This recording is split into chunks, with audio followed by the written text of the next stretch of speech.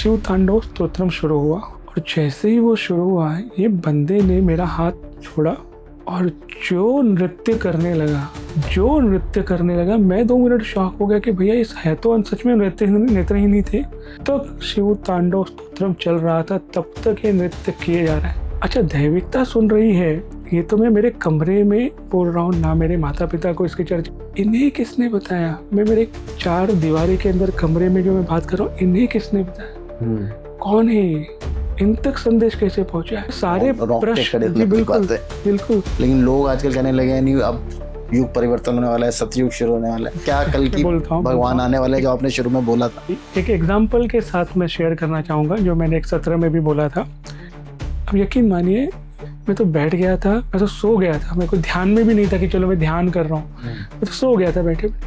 Sir आप जो भी हैं, आपको शायद नहीं पता होगा, बट मैं देख के समझ सकता था। तो मैंने आपको बताया कि आपका थर्ड आई से जो ऊर्जा निकल रही थी। तो आपका कभी ऐसी एनर्जीज जो आपको बोले यार तू ये छोड़?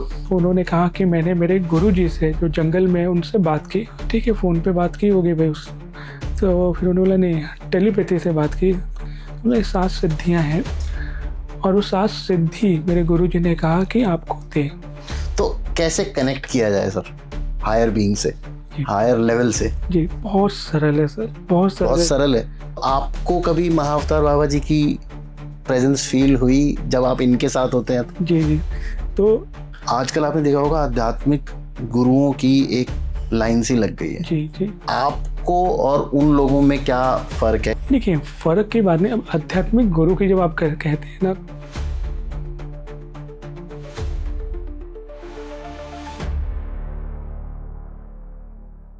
तो श्री मित्रजीव जी, स्वागत है आपका मेरे पॉडकास्ट पे। थैंक यू सो मच आज समय निकालने के लिए हमारे लिए और हमसे बात करने के लिए, और सनातन धर्म की ऐसी इन डेप्थ बातें हमें बताने के लिए आज, जो कि आज हम अपने डिस्कशन में करेंगे।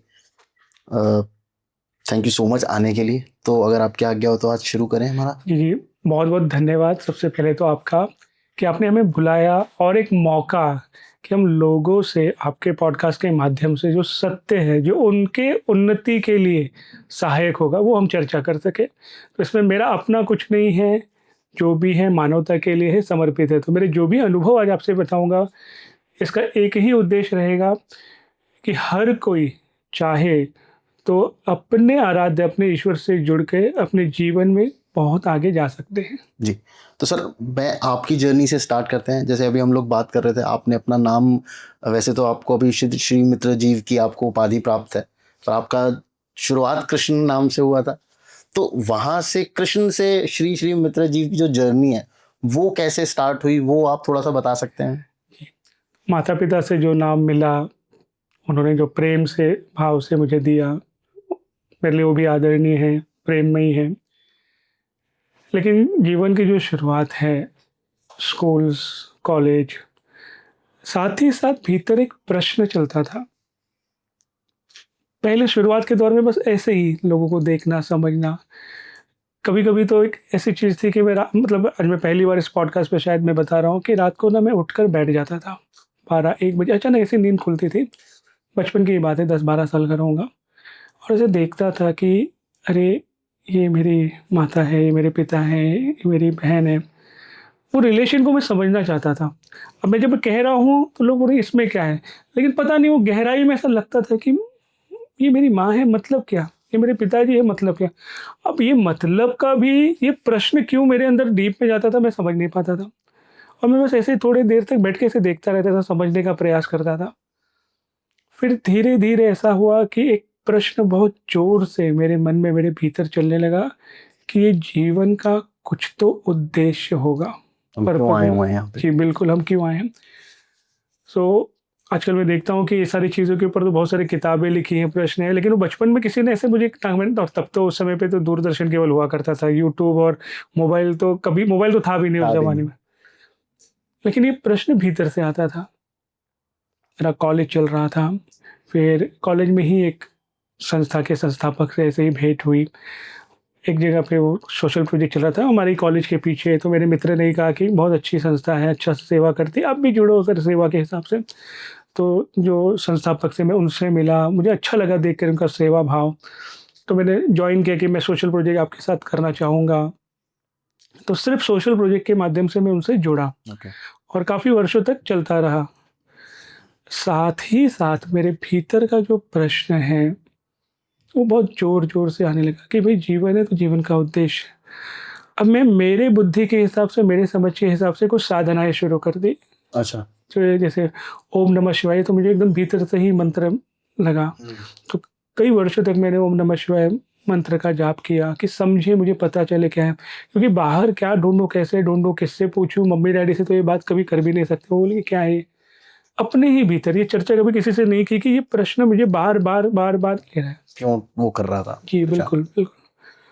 फिर उसमें मुझे अच्छे से याद भी है कि एक बार मैं ट्रेन में जब सफ़र कर रहा था तो मेरे मित्र ने मुझे कहा कि अरे तुझे पता है क्या कि कल की अवतार होने वाला है। ऐसे ही उन्होंने कहा और आपको पता है ये तो बड़ा ट्रेंडिंग आजकल आजकल उस समय ट्रेंडिंग तो है, मैं तो खुद 3-4 एपिसोड कर चुका हूँ इसके ऊपर। हाँ, और उस समय तो यूट्यूब वगैरह इतना था भी नहीं। मैं बहुत पहले की बात कर रहा हूँ मतलब 2002-3 की बात कर रहा अच्छा, हूँ। तब की? तब की बात कर रहा हूँ मैं 2001 में मैंने 12th स्टैंडर्ड पास किया। ओके। तो मैं तब की बात कर रहा हूँ। तो ऐसे ट्रेन में ऐसे ही मतलब वो अभी भी आपसे बात करते समय मुझे याद आ रहा है कि जैसे उसने कहा कि कल की अवतार होने वाला है और जब उन्होंने कहा कि कल की अवतार होगा, मैं वो बात ही कर रहे हैं, मैंने ऐसे आँखें बंद की और मैंने कहा कि प्रभु अगर आप आएँगे इस पृथ्वी पर या फिर आ चुके हैं, तो मुझे सेवा का मौका ज़रूर देना।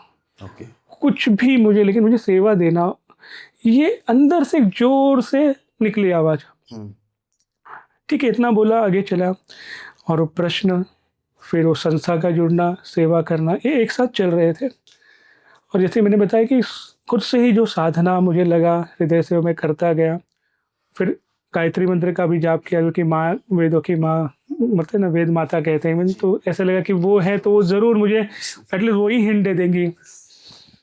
करते 4-5 साल बीत गए मेरे कॉलेज का जो ग्रेजुएशन पूरा हुआ, पोस्ट ग्रेजुएशन में मैं आ गया और ये मैं नॉर्मल कर रहा था लेकिन एक रात अचानक बड़े ज़ोर से बोलते हैं ना एक तीव्रता से कि प्रश्न का मुझे उत्तर चाहिए और मैं रात को उठकर बैठा। मेरे घर में आज भी देवी माँ की वो तस्वीर है, उनकी प्रतिमा है, उनके सामने बैठा और बस आँखों से ऐसे आँसू आ रहे हैं। मैंने कहा कि पहली बार मेरे हृदय से वो प्रार्थना निकली कि अब मुझे मेरे जीवन का उद्देश्य बताओ। ये मेरा पहला था। दूसरा अपने आप मेरे मुँह से निकला कि या तो मुझे कोई मार्गदर्शक दे दो, गुरु दे दो जो मुझे बताए कि मुझे क्या करना है। या फिर मतलब पता नहीं ये मैं आज भी सोचता हूँ कि कैसे निकला, या तो मेरे जीवन का अंत कर दो। अच्छा। हाँ, मतलब ये मैं कैसे बताऊँ कि ऐसा सोचना नहीं होता, बस बस निकला है ज़ोर से और एकदम पूरा भाव विभोर होके और बस और ये मैं कहते वहीं पे सो गया। हमारे घर में छोटे से मंदिर जो है वहीं पे सो भी गया। सुबह हुई, अलार्म बजा, कॉलेज जाना था। फिर मुझे जो मैंने संस्था का बताया, संस्था के जो संस्थापक थे, उनका फ़ोन आया मुझे और मैं भी चकित हो गया कि सुबह-सुबह फ़ोन, ठीक है, कुछ होगा। तो उन्होंने पूछा आज आपकी दिनचर्या क्या है? मैंने बोला सो कॉलेज है, कॉलेज के बाद मैं थोड़ा कोचिंग में सिखाता हूँ, वो करके मैं फ्री हो जाऊँगा शाम तक। तो बोला ठीक है, आप घर पे आइए, बात करना है। मेरे लिए भी आश्चर्य मतलब उन्होंने फिर घर का एड्रेस भी तब मैसेज चलता था, व्हाट्सएप था नहीं। मैसेज किया, ये मेरा एड्रेस है, आ जाओ। चकित हुआ कि संस्थापक ऑफ़िस में नहीं बुला के घर पे बुला रहे हैं, ठीक है, अच्छी बात है, थोड़ा खुश भी था और उनसे मिलना अच्छा भी लगता था क्योंकि वो हुँ। समाज कल्याण के लिए जब बात करते थे तो अच्छा लगता था। तो मैंने क्या किया 2-3 ना माइंड में इवेंट प्लान करके गया, अगर वो बुला रहे हैं तो थोड़ा ब्लड डोनेशन की बात करूँगा, मेडिकल कैंप की बात करूँगा, वो सब मैं प्लान करके गया। घर गया, पहली बार उन्होंने अपने घर के सदस्यों से मिलाया मुझे, चाय वगैरह पिलाया। फिर उन्होंने कहा कि कुछ चर्चा करनी है, तो उनके घर के ही नज़दीक में एक स्कूल था, तो फिर उस समय बंद हो गया था शाम के समय पे। तो स्कूल में गए, तो स्कूल में एक वृक्ष के नीचे वो बैठे थे और मैं नीचे बैठा था। तो और मैं शुरू कर दिया अपना अच्छा। कि मैंने सोचा है ये प्लान ये कर सकते हैं, ये कर सकते हैं और वो शांति से पूरा सुन रहे थे। उन्होंने सुना, सब सुना। फिर कहा और कुछ बोले नहीं दादा यही है। तो फिर उन्होंने कहा कि मैं इसके लिए नहीं बुलाया था, मैं कुछ विशेष बात सोचा मैं तुमसे करूँ। फिर उन्होंने सामने से एक चीज़ पूछा कि मैंने क्यों बुलाया होगा, सोच सकते हो? हुँ। बड़ी गंभीरता से हाँ। तो मैंने कहा कि नहीं मुझे लगा कि सोशल प्रोजेक्ट के हिसाब से है, तो बोले नहीं तो उसके लिए मैं ऑफ़िस बुलाता था ना, ये तो मैं बाहर अपने घर पे आप सोच सकते हो फिर भी कुछ भी आपको लगता है हिंट? तो मैंने बोला नहीं मुझे नहीं समझ में आ रहा है। तो उन्होंने मुझे एक चीज़ पूछा कि सकारात्मक और नकारात्मक, पॉजिटिविटी और नेगेटिविटी, इससे तुम क्या समझते हो? अब मैं थोड़ा 2 मिनट शांत हो गया, ये क्या हो गया अचानक, मैं कहाँ मतलब कहाँ मैं सिलेबस के बाहर हाँ, का एकदम क्वेश्चन मतलब है। कुछ अलग ही, और कभी ये विषय पे ना मैंने सोचा ना पूछा। तो मैंने कहा नहीं मुझे मतलब मुझे नहीं, तो उन्होंने नहीं, जनरली तुझे जो उत्तर लगे वो बोल दे, ऐसे उन्होंने बोला जो तुझे लगता है। मैंने बोला सकारात्मक पॉजिटिविटी मतलब जो अच्छा काम करते हैं, अच्छी चीज़ें, अच्छा बोलना, वो चीज़ें, और नकारात्मक मतलब कुछ अपशब्द बोलना, किसी को परेशान करना, मारने का विचार, ऐसे ऐसे मैंने अपने हिसाब से सब चीज़ें बना। बोला अरे वाह बहुत अच्छा। फिर उन्होंने कहा कि ये सब आता कहाँ से है? अब मैं समझ ही नहीं पा रहा हूँ उनके। मैंने बोला नहीं मुझे बताइए। तो बोला हाँ, तो अब मैं बोलता हूँ कि मैंने तुझे क्यों बुलाया है। उनके शब्द बहुत इस तरह से ही थे कि मुझे मैसेज मिला है, ये वर्ड था उनका, कि मुझे मैसेज मिला है कि मैं तेरा मार्गदर्शन करूँ। अच्छा, क्योंकि अब रात को मुझे यस मार्गदर्शन यस दो। यस यस, मैं तेरा मार्गदर्शन करूँ, तेरे जीवन का उद्देश्य बताऊँ, जिसके लिए तू आया है और जो तुझे करना है। अब ये सुनकर जो कल रात को मैं रोया हूँ, जो मैंने खुद उसके हृदय से जो ऑप्शन निकला है, या तो मेरे जीवन का आप उद्देश्य बताएं, या तो मुझे मार्गदर्शक दें, ये मैंने पहली बार ऑप्शन दिया था, या तो जीवन का अंत करें। तो दैविकता सुन रही है। अच्छा, दैविकता सुन रही है, ये तो मैं मेरे कमरे में बोल रहा हूँ, ना मेरे माता पिता को इसकी चर्चा, ना मैं मित्रों को भी बोल सकता हूँ, ये है ही नहीं। अरे कल मैंने ऐसा ऐसा प्रेयर किया, ये तो हो ही नहीं सकता। इन्हें किसने बताया? मैं मेरे चार दीवारी के अंदर कमरे में जो मैं बात कर रहा हूँ, इन्हें किसने बताया? हम्म। कौन है ये? इन तक संदेश कैसे पहुंचा है? और बिल्कुल यही शब्द कि मुझे संदेश मिला है कि मैं तेरा मार्गदर्शन करूं। मतलब उस दिन जो बोलते हैं ना सारे रोंगटे खड़े प्रश्न, होने जी वाली बिल्कुल बात है। बिल्कुल, प्रश्न समाप्त हो गया। मतलब आंखों से आंसू तो थे ही, ग्रैटिट्यूड तो था ही। मैंने पूछा भी नहीं कि आप कौन है। है ना, एक होता है ना आप कौन है, कुछ नहीं, मतलब एक भीतर हृदय ने समझ लिया कि भाई आप जो है, मेरे लिए तो आप ही सर्वे सर्वा हैं। जो मेरे हृदय की बात जानते हैं, जो मुझे बता रहे हैं, मैं जो मेरी माँ से बात कर रहा हूँ, देवी माँ से, वो आप मुझे बता रहे हैं। और वहाँ से फिर एक आध्यात्मिक जर्नी हमारी शुरू हुई। जिनकी बात मैं कह रहा हूँ, जिनके प्रतिमा ये है, मैत्रेय अच्छा। दादाश्री जी, उन्हीं की प्रतिमा है ये, मैत्रेय दादाश्री जी। तो मेरे लिए उस पहले एक सिर्फ संस्था के संस्थापक थे, बाद में मेरे लिए फिर समझा, मेरे लिए आध्यात्मिक मित्र कहिए, मेरे गुरु कहिए, आराध्य कहिए, क्योंकि उन्हीं से सारा ज्ञान, समझ, सूझबूझ, उन्हीं से जो नया जीवन, जो अपने नाम का कहा ना, तो जीव उन्होंने ही नाम दिया, उन्हीं की कृपा से। सो वहाँ से एक आध्यात्मिक यात्रा जीवन की जो सही समझ, वो शुरू हुई। अच्छा, तो इनके साथ आपका कनेक्शन फिर कैसा रहा? क्या उसके आगे की जर्नी कैसी रही? जी दादाश्री से मिलने के बाद थोड़ा सा हमें दादाश्री के बारे में भी बताइए ज़रूर कि ज़रूर। उनको ज्ञान की प्राप्ति कहाँ से हुई? जी, सो जैसे मैंने कहा कि शुरुआत में मैं एक केवल संस्थापक के तौर पे जानता था। तभी भी अच्छा लगता था उनसे मिलना, बात करना, लेकिन सारी चर्चा केवल और केवल सोशल प्रोजेक्ट तक ही काम को सीमित लेके। थी। बिल्कुल, काम को लेके सोशल, लेकिन फिर भी अच्छा लगता था। जैसे बोला ना, जाओ, मिलो, बात करो। लेकिन उस दिन जब उन्होंने कहा, उसके 6 महीने तक तो लगातार शाम को हमारे सत्र हुए, सेशन हुए, आध्यात्मिक सत्र, आध्यात्मिक सूझबूझ, समझ, है ना? जो मन क्या है, विचार क्या है, शरीर क्या है, चेतना, उसके ऊपर काफ़ी गहरा डिस्कशन, प्रोसेसेस, जिससे अलाइनमेंट हो, चीज़ों समझे। और तब मुझे नहीं समझा था कि जो तैयारी वो कर रहे हैं, एक होती है तैयारी अपनी उन्नति के लिए, और केवल अपनी उन्नति के लिए, मैं जीवन का सत्य समझूं और आगे बढ़ूं। लेकिन वो जो हमारी तैयारी कर रहे थे, मैं अकेला ही नहीं, मेरे साथ और भी 6 हम मित्र, मतलब हम टोटल 7 मित्र हैं, तो हम अच्छा। सातों की वो तैयारी चल रही थी। तो ये तैयारी यही थी कि हम सत्य को जाने, समझे, और लोक कल्याण के लिए लोगों तक वो सत्य पहुँचाएँ, है ना? तो आत्मबोध का, ईश्वर आपके मित्र हैं उसका, लोक कल्याण के लिए, है ना? जीवन में आगे कैसे बढ़े उसके लिए। तो एक पूरी तैयारी थी। तो शुरुआत में हमने जो अनुभव किए हैं उनके माध्यम से, सत्य को, प्रेम को, ईगो को, है ना? सारी चीज़ें जो जो बाधा बनती हैं आपके और मेरे बीच में बात करने की, वो सारी चीज़ों को पहले हमने अनुभव किया। एक बार फिर स्वीकारा, स्वीकार करने के बाद फिर उसका निवारण कैसे होता है, वो सारी चीज़ों का लगातार सेशन चलता रहा, प्रोसेसेस चलते रहे। इसमें एक सीखने वाली बात ये होती थी दादाश्री जी की, वो एमबीबीएस डॉक्टर हैं, तब उनकी प्रैक्टिस चलती थी। अच्छा। वो सुबह निकलते थे 8 बजे, 8 से पहले भी निकलते थे, प्रैक्टिस करके 9-10 बजे तक आते थे। आते ही फ्रेश होके वापस रात के 10 बजे हमसे मिलते थे और हमारा सत्र शुरू होता था। कभी 2 बजते थे, कभी 3 बजते थे, कभी 4, कभी 7 भी बज जाते थे सुबह के। सुबह के। और ये लगातार, ऐसा नहीं कि 1 दिन किया, 2 दिन किया, लगातार वर्षों तक ये चलता रहा। और हम देख रहे हैं कि वो हार्डली कुछ घंटे सो रहे हैं, उतने ही फ्रेश वापस प्रैक्टिसिंग के लिए जा वैसा रहे कुछ हैं। फिजिकल वो नहीं दिखाई दे रहा। बिल्कुल, बिल्कुल। तो उन्होंने कहा कि मेरी साधना ही यही है कि तुम लोगों से बात करना, तुम लोगों को जो भी शिक्षा दीक्षा समझ देना। तो जब हम सेवा में उतरते हैं ना, तो सेवा ही साधना बन जाती है और वही ऊर्जा देती है। और उस ऊर्जा में जो अवस्था होती है, तो आपको इतनी लंबी नींद की आवश्यकता नहीं पड़ती है। सो वो ही सीखने वाला उनका जो पैशन था काम करने का, कि प्रैक्टिकल वर्ल्ड में वो काम भी कर रहे हैं, फैमिली को भी संभाल रहे हैं, और साथ में हमारे साथ बैठकर वो पूरा रात-रात भर वो तैयारी कराना, सिखाना, है ना? वो ऊर्जा देना ताकि हम तैयार हों और लोक कल्याण के लिए आगे चलें। अभी दादाश्री जी की जो जर्नी थी,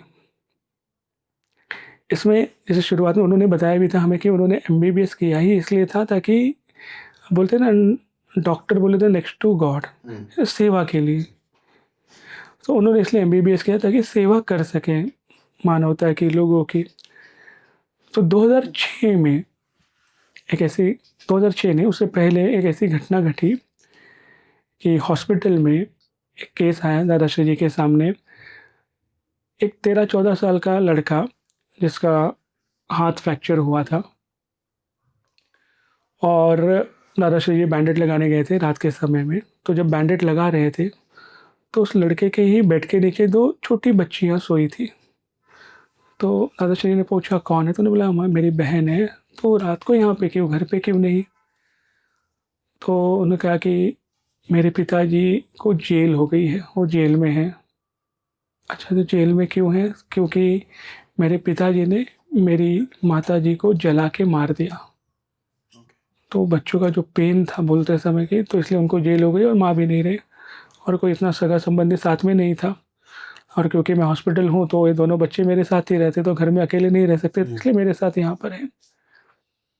अब ये जो हाथ फ्रैक्चर हुआ, एक्सीडेंट हुआ है, वो कैसे हुआ? तो बच्चे ने बताया कि मौसी आई थी घर पे, तो उन्होंने कुछ फल दिए।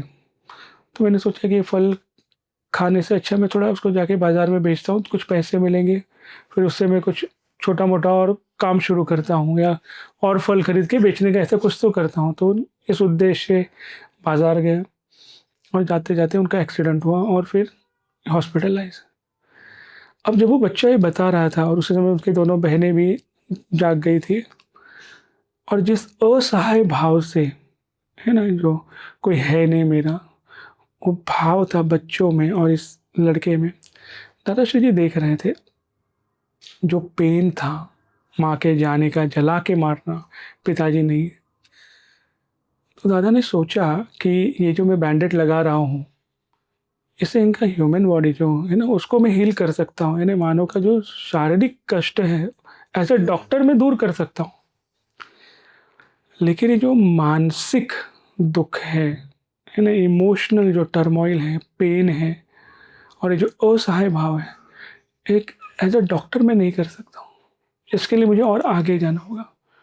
तो ये जो मानवीय दुख है, इससे निदान होने के लिए कुछ और सोचना होगा। अगर सच में कुछ करना है तो डॉक्टर होने के नाते शारीरिक दुख आप दूर कर सकते हैं, लेकिन मानसिक दुख जो होता है, ह्यूमन माइंड का जो पेन होता है, सफरिंग होता है, सोल का जो दुख। बिल्कुल, बिल्कुल, वो भी सोल का जो, वो एज अ डॉक्टर नहीं, अभी उसका और आगे जाना होगा। और तब दादाश्री जी ने आगे समझने के लिए कि मानवीय दुख है क्या, पहले वो समझने के लिए, और उस तरह से एक उनकी आध्यात्मिक यात्रा शुरू हुई। और इस आध्यात्मिक यात्रा में कई कई कई डिवाइन बीइंग्स आकर उनको मिले, साधु संत आकर मिले।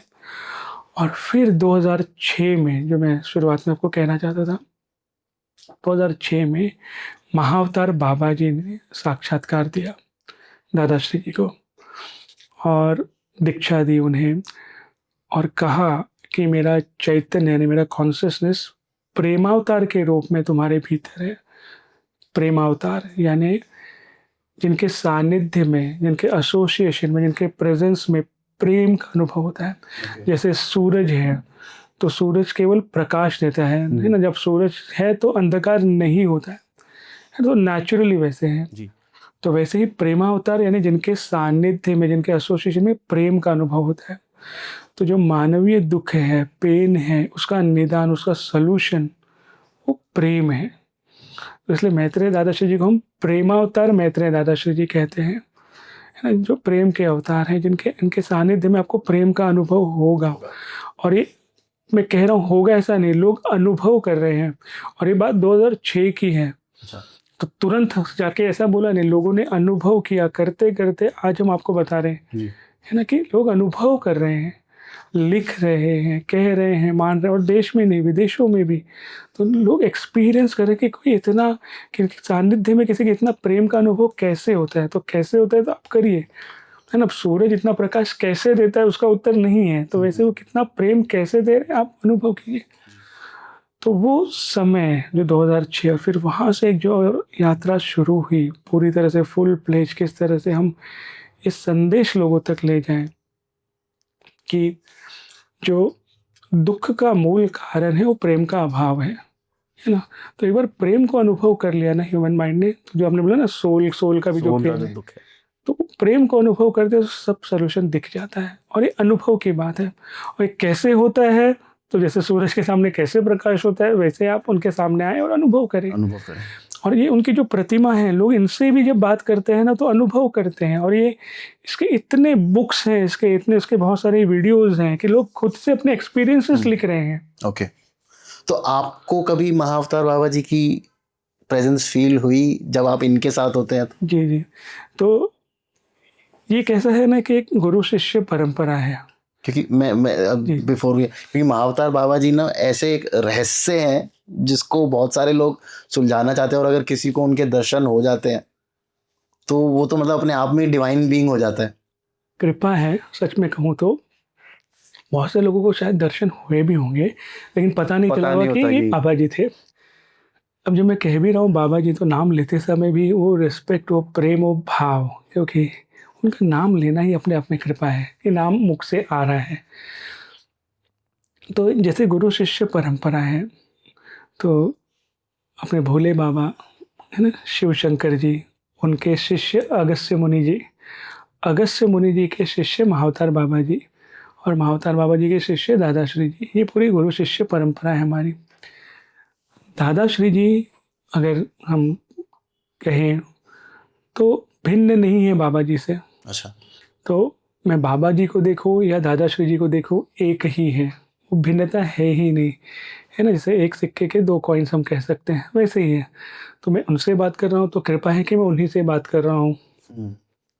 तो उनके होने से कभी ऐसा लगा नहीं कि मुझे भी बाबा जी से मिलना चाहिए, मुझे उनसे बात करना चाहिए। उन्होंने इतना कुछ दिया है कि वो खालीपन होता ही नहीं, या फिर वो लालसा भी नहीं आती कि अरे मैं उनसे मिलूँ या उनको अनुभव करूँ, या फिर उनको मिलूँगा तो शायद एक अलग अनुभव आएगा।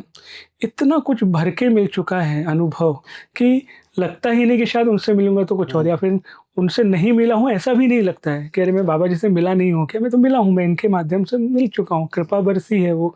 तो जो मिला है उन्हीं से मिला है। तो मेरे लिए दोनों एक ही स्वरूप हैं। तो ऐसा कभी लगा ही नहीं कि मुझे उनसे भी मिलना चाहिए सर जी। तो है, उनका प्रेम है, कृपा है, जो अनुभव इनके माध्यम से मिलता है। तो मित्रजीव जी, आपको सत्य की अनुभूति हुई? फिर क्या है सत्य एक्चुअली? आपको अपना गोल पता चला लाइफ में कि क्या है? जो उन्होंने मुझे बताया इस तरह से, अभी मैं इसका एक आपको कहानी जो है मेरे रियल लाइफ की। तो जैसे मेरा कॉलेज जब पूरा हुआ, मेरा एमकॉम पूरा हुआ, तो मैंने कॉलेज में पढ़ाना शुरू किया। तो जब मैं कॉलेज में पढ़ाना शुरू किया तो एनएसएस करके होता है, तो एनएसएस का प्रोग्राम ऑफिसर बना। तो एनएसएस प्रोग्राम ऑफिसर बनने के बाद साल में 7 डेज़, अब तो शायद 10 दिन है, या पहले 10 दिन था, अब 7 डेज़ है। इसी विलेज को अडॉप्ट करना होता है और उस विलेज में अपने जो एनएसएस वॉलंटियर है उस विलेज में ही रहना होता है। तो आपके आपके कॉलेज से बहुत दूर एक कोई गाँव आप एडॉप्ट करेंगे और अपने बच्चों के साथ 7 डेज़ या 10 डेज़ वहीं रहेंगे आप। तो हम प्रोफ़ेसर्स का भी एक शेड्यूल बनता था कि भई सुबह आप देखोगे बच्चों को, शाम को हम देखेंगे, रात का हम देख लेंगे, ऐसे हमारा था। तो एक हम पनवेल के काफ़ी इंटीरियर एक विलेज में हम गए थे, मुंबई में पनवेल के एक इंटीरियर विलेज में गए थे। तो वहाँ पे बहुत बड़ा कैंपस था स्कूल का और स्कूल में ही एक योग क्षेत्र भी था, फिर कुष्ठ रोगियों के लिए घर भी था और फिर पास में बड़ा गाँव। तो वहीं पे हमारा एनएसएस का कैंप था। तो वहाँ पे हमारा शेड्यूल बना हुआ था, तो सुबह का जो समय होता था, एक हमारी मैम थी वो देखती थी, फिर दोपहर के बाद का मैं बच्चों का देखता था, जो भी उनका कहीं जाना है, आना है, सारी चीज़ें। तो सुबह-सुबह ना एक योगाचार्य आते थे सिखाने के लिए, तो मैं कभी बैठा नहीं क्योंकि मेरा शेड्यूल नहीं होता था। तो एक दिन मैम ने बोला, "सर कल मैं नहीं अटेंड कर पाऊँगी, बच्चे जाएँगे, आप सिर्फ़ बैठ जाइएगा पीछे, बच्चे खुद ही योगा करते हैं और योगाचार्य भी अच्छा सिखाते हैं, आप सिर्फ़ पीछे बैठ जाइएगा, तो मुझे सुबह नहीं जमेगा।" मैं ठीक है, दूसरे दिन तो 5-6 दिन बीत चुके थे, तो पहली बार मैं सुबह योगाचार्य जी जब आए, बच्चों को योगा सिखा रहे थे, बच्चे योगा कर रहे थे और मैं पीछे बस बैठा हुआ था। तो बैठा हुआ था तो मैंने सोचा क्या करें, तो आँख बंद करके बस ऐसे ही बैठ गया और बैठे-बैठे एक तरह से मैं कह भी सकता हूँ कि मैं सो भी गया था बैठे-बैठे। फिर योगा खत्म हुआ, फिर मैं भी उठा और जाने लगा।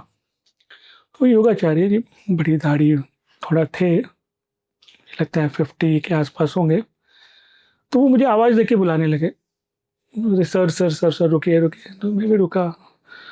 तो वो मुझे पूछते हैं, "सर आप कौन हैं?" मैंने बोला, "सर वो इनको पढ़ाता हूँ एनएसएस।" "नहीं, नहीं, नहीं वैसा नहीं, ऐसा नहीं। आप कुछ विद्या वगैरह लिए हैं क्या?" तो बोला, "नहीं, मैं कोई विद्या नहीं लिया हूँ।" ऑनेस्टली बताओ, जैसे मैंने आपको बोला ना कि मैं बैठा भी था और यहाँ तक मैं लगभग मैं सो भी गया था। "नहीं, नहीं, आप कोई विद्या लिए हैं?" मैंने बोला, "नहीं, मैंने कोई विद्या नहीं ली हुई है, मैं तो चुपचाप बैठा था पीछे और कौन-सी विद्या मैं तो कोई कल" सिद्धि अभी तक नहीं हाँ, करी है। मैंने कल ही एमकॉम वगैरह किया है। बोलते हैं, "नहीं सर, मैं योगा सिखा रहा था, मैंने आपको पीछे देखा। मैं आज से नहीं, मैं कम मतलब सालों से योगा सिखा रहा हूँ। योग विद्या में जो मैंने समझा है और शरीर के ऑरा बहुत सारी चीज़ें वो बोल रहे थे, मैं सुन ही रहा था। ये सारी चीज़ें मैं समझता हूँ, सब चीज़ें देखता हूँ, ऊर्जा को पहचानता हूँ। मेरे गुरु हैं, जो जंगल में साधना करते हैं, उन्होंने मुझे सिद्धियाँ कुछ दी हैं, तो मैं समझ सकता हूँ।" मैंने ठीक है, मैं कुछ नहीं, मैं क्या बोलूँ? बोले, "ठीक है, यस सर।" फिर वो जो कह रहे थे कि आप बैठे थे, हम देख रहे थे कि आपके जो थर्ड आई चक्र है, यहाँ से जो प्रकाश आ रही थी। हुँ, अब यकीन मानिए मैं सोचा क्यों ऐसा बोल रहे हैं, क्योंकि पता नहीं क्या, मैंने बोला ठीक है, मैंने इतना ही बोला ठीक है, कि मैंने इतना ही बोला सर, जैसे मैंने आपको बोला सर मुझे नहीं पता, मैं तो बैठ गया था, मैं तो सो गया था, मेरे को ध्यान में भी नहीं था कि चलो मैं ध्यान कर रहा हूँ, हुँ। मैं तो सो गया था बैठे। सर आप जो भी हैं आपको शायद नहीं पता होगा बट मैं देख के समझ सकता था, तो मैंने आपको बताया कि आपका थर्ड आई से जो ऊर्जा निकल रही थी वो बहुत इस यहाँ के एरिया को अलग एक ऊर्जा प्रदान कर रही इल्यूमिनेट कर थी। दिया। Yes, yes. तो मतलब आप जो कह रहे हो संभव हो सकता है क्योंकि मैं जिनके सानिध्य में हूँ, दादा श्री जी, उनकी कृपा से, तो बोलते हैं ना कि आप इनके सानिध्य में रहते हो, रंग आप पे चढ़ जाता है। तो मैंने बोला हो सकता है उनकी कृपा है, उससे कुछ आपको दिखा हो। हुँ, अब इसमें सत्य की अनुभूति हुई, नहीं हुई, मैं तो इसमें था ही नहीं। जी। सच बोलूँ तो मैं हूँ ही नहीं इसमें। तो उन्होंने बोला नहीं, नहीं मुझे आपसे बहुत गंभीर विषय पे चर्चा करनी है। मैंने कहा ठीक है बताइए, मैं बच्चों का भी मैं शाम तक फ्री हो जाऊँगा तो आके मिलता हूँ आपसे। शाम को गया उनके कुटीर में, मिला, बैठा, तो उन्होंने कहा कि मैंने मेरे गुरुजी से जो जंगल में उनसे बात की। ठीक है, फ़ोन पे बात की होगी भई उस तो फिर उन्होंने बोला नहीं टेलीपैथी से बात की। मतलब मैं भी चकित हुआ कि वो कुटीर भी उनका एकदम शांत, एकांत में। तो मेरे गुरुजी से मैंने टेलीपैथी में आपके बारे में बात की। अच्छा, तो और वो भी सिद्ध पुरुष थे मतलब। थे तो फिर मैं क्या बोलूँ, मैं चुप ही था। मेरे साथ ना एक और सर थे, वो ऐसे देख रहे क्या चल रहा है, इट्स लाइक क्या चल रहा है, क्या बोल रहे हो, हार्ड क्या टू बोल। बिलीव है ना, अगर यस, मेरे जैसा भी कोई बंदा बैठा होगा तो बिल्कुल, वो बिल्कुल। कहेगा यार ये क्या आपस में मज़ाक वाली हाँ, बातें कर हाँ, रहे हैं। मेरे लिए भी वही था 2 मिनट के लिए। बोला ठीक है। तो मैंने बोला क्या कहा? उन्होंने बोला नहीं 7 सिद्धियाँ हैं। उन्होंने गिनाया भी 7 सिद्धियों को अलग-अलग, जो मुझे ठीक से याद भी नहीं है। बोला ये 7 सिद्धियाँ हैं और वो 7 सिद्धि मेरे गुरुजी ने कहा कि आपको दें।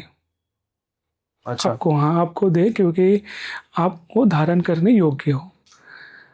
अब एक होता है ना, अरे वाह! अरे क्या बन ये लेश मात्र का भी मन में नहीं आ रहा था कारण जो मैंने आपको शुरुआत में बताया कि जिनके सानिध्य में हूँ, जो सिंप्लिसिटी से उन्होंने रखा है, जो आपने प्रश्न पूछा ना कि मुझे सत्य की अनुभूति हुई, तो मैं कभी ये प्रश्न में भी नहीं गया कि मुझे सत्य की अनुभूति हुई या नहीं हुई। क्योंकि उन्होंने सिर्फ़ एक ही चीज़ सिखाया हमें कि काम करो, आज क्या करना है उस पे ध्यान दो।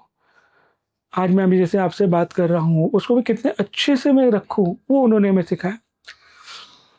तो जब उन्होंने कहा कि 7 सिद्धियाँ, तो 2 मिनट मैं बोला, मैंने कुछ ऐसा हाँ भी नहीं कहा, ना भी नहीं कहा। तो उन्होंने बोला कि आप कब तैयार हैं बताइए, मेरे गुरुजी आएँगे और आपसे भेंट करेंगे और आपको सिद्धियाँ देंगे। तो मैंने बोला देखिए सच बोलूँ तो मुझे आवश्यकता नहीं लग रहा है, जो आपने सातों सिद्धि उन्होंने महत्व भी बताया था, जो पूरी तरह याद भी नहीं, हर एक का एक-एक सिद्धि का इम्पोर्टेंस सारे जैसे हनुमान जी को बोलते हैं सब सिद्धि नवनिधि के दाता, दाता बिल्कुल, तो उनके पास सातों सिद्धियां हैं। जी, जी, जी। तो मैंने बोला ठीक है आप जो कह रहे हैं, लेकिन मुझे ना ऐसे लग नहीं रहा है कि मुझे आवश्यकता है इसकी। और फिर भी मैंने इतना ही बोला, फिर भी मैं मेरे गुरुजी से चर्चा करूँगा इस बारे में, अगर वो कुछ कहते हैं तो मैं बताता हूँ आपको। तो बोले नहीं, नहीं मेरे गुरुजी कह रहे हैं कि वो आपसे भेंट करना चाहेंगे और कुछ 2-3 दिन में वो आ रहे हैं। अभी मैं आपसे बता रहा हूँ ना, ये सब पूरा एकदम उनका चेहरा, वो व्यक्ति, वो शब्द ऐसे एकदम ऐसे सामने-सामने दिख रहे हैं। ठीक है, मैंने कहा ज़रूर आएँगे तो मैं ज़रूर भेंट करूँगा, गुरुजी हैं। लेकिन मैं आपको अभी से कह रहा हूँ कि अगर वो सिर्फ़ सिद्धि देने इतना दूर से आ रहे हैं, तो बोले नहीं, नहीं उनके काम भी हैं और आएँगे आपसे भेंट भी करेंगे, इतना ही है। ठीक है, फिर नॉर्मल चर्चा भी हुई यहाँ-वहाँ की, फिर मैं निकला, फ़ोन नंबर आदान-प्रदान हुआ। मैं वापस एनएसएस कैंप खत्म करके गया, दादा से मिला, फिर मैंने बताया दादा ऐसे-ऐसे हुआ, ये सारी चीज़ें हुई। उन्होंने बोला अच्छी बात है, सिद्धि मिल रही है तो ले ले, क्या प्रॉब्लम है? मैंने बोला दादा मैं पूछने नहीं आया हूँ कि लूँ या नहीं लूँ, मैं बताने आया था। मुझे इतना अच्छे से पता है कि मुझे मेरे जीवन में जो आवश्यक है, वो आपसे मिलेगा। मुझे कोई और आके कोई क्यों दे? तो बोले हो सकता है वो कोई और ना हो। तो बोला दादा अगर वो कोई और ना हो ना, तो भी मेरा हृदय जहाँ पे आप बसते हो, वहाँ से ना उत्तर आ जाता था। तो मुझे ऐसा कुछ नहीं लगा, तो मैं आपसे पूछने नहीं आया, मैं आपसे बताने आया हूँ कि मैं सिद्धि नहीं ले रहा हूँ। तो बोले नहीं तू ले सकता है। उन्होंने इतना ही फिर से कहा कि तू ले सकता है, चाहिए तो तू ले सकता है। बोला नहीं दादा, फिर मैंने बोला दादा वो उनके गुरु आ रहे हैं। तो बोला नहीं, गुरु से तो तू ज़रूर मिल, क्योंकि किसी के भी गुरु हैं, वो रिस्पेक्टेबल हैं, गुरु हैं, आदर होना चाहिए। तो ऐसा नहीं कि मैं नहीं मिलने जाऊँगा, भले तेरे जीवन में मैं हूँ या कोई भी है, लेकिन गुरु के प्रति वो आदर, मतलब तुझे खुद जाना चाहिए वो कहाँ पे है, वो नहीं आए तेरे पास, तो तू जा और ज़रूर मिल। बोला ठीक है, फिर वो जो स्थान था वहाँ गए, गुरुजी अकेले बैठे थे, कोई नहीं। मैं गया, फिर बड़े प्रेम से उन्होंने बिठाया, मतलब एक बोलते हैं ना गुरु कैसा हो, और जंगल से मतलब सच में उनके वेशभूषा से समझ में आ रहा था, सिद्ध भी हैं, काफ़ी तपस्वी। बैठे बड़े प्रेम से, भोजन भी कराया और फिर तुरंत कहा कि तैयार हो जाइए, हम आपको सिद्धि दे रहे हैं।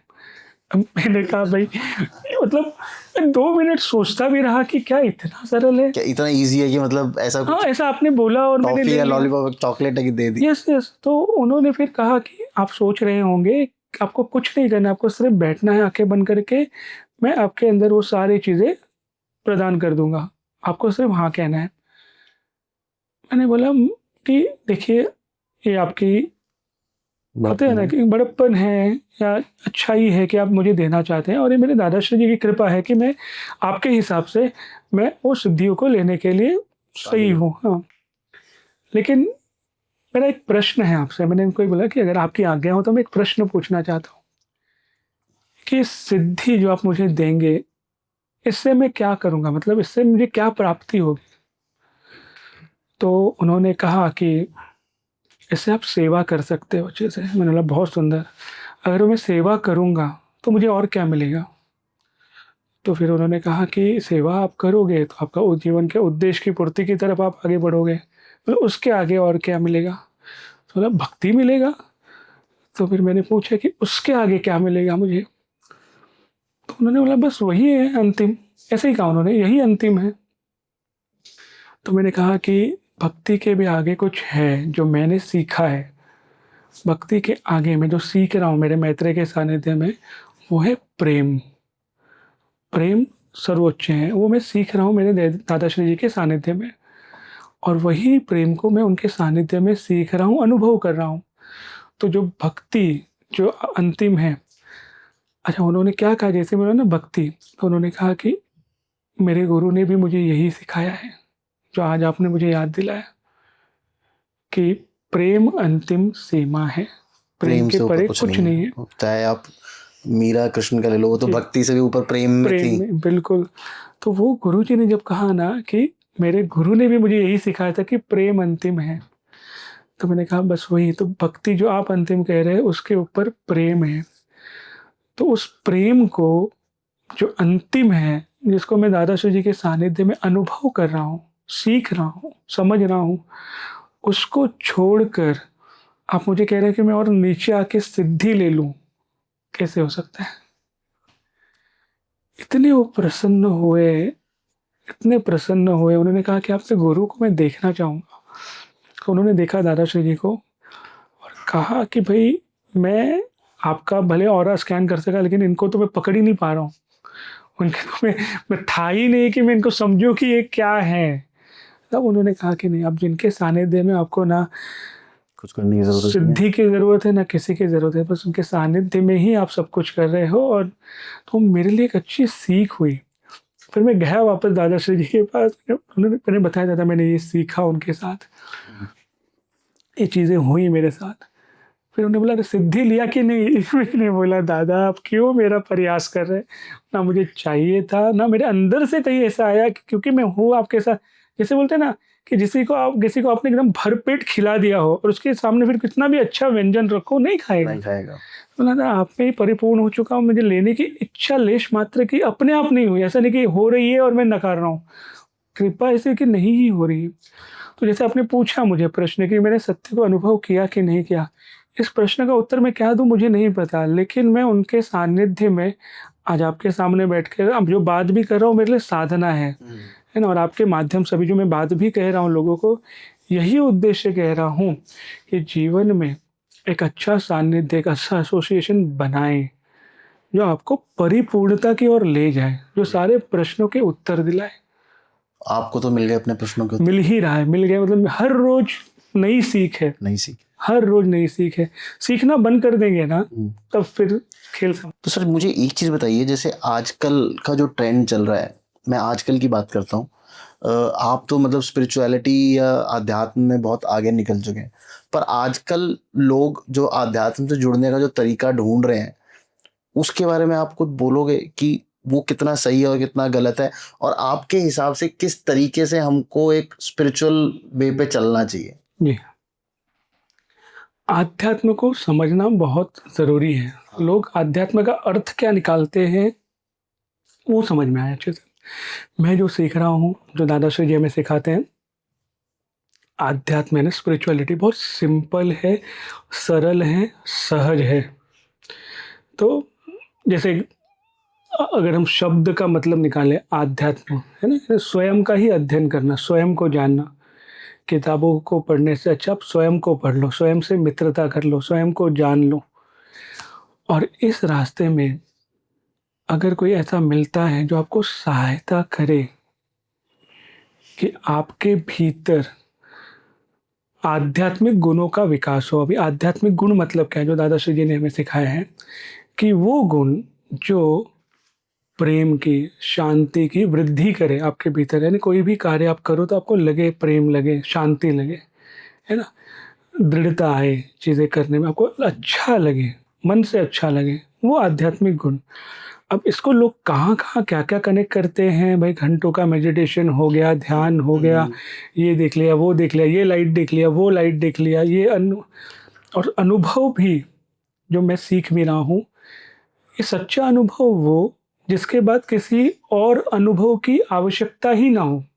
ओके। अगर आज मैं एक ध्यान में बैठा, मैंने कुछ अनुभव किया, फिर कल मैं वापस बैठ रहा हूँ कि अरे मैंने जो कल अनुभव किया था उससे और अच्छा कुछ अनुभव हो जाए, है ना? तो फिर क्या हो गया, मैं भी एक ट्रैप में आ गया।